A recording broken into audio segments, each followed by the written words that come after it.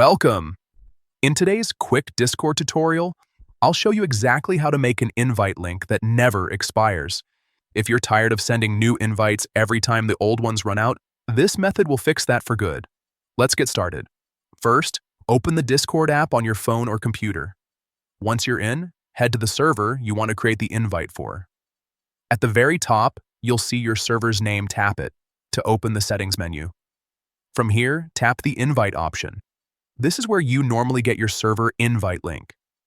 But this time, instead of copying it right away, we're going to customize it so it never expires. Next, look for the Edit Invite Link button and tap on it. This will open a few advanced options that let you control exactly how your invite behaves. Under the section labeled Expire After, you'll notice several time limits like 30 minutes, 1 hour, or 1 day. But what we want is for this link to stay active forever. To do that, simply choose the Never option. You can also adjust other settings here if you want, for example, the maximum number of uses or whether the invite grants temporary membership.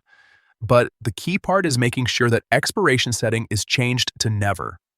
Once you've done that, tap Save or Create Link to finish.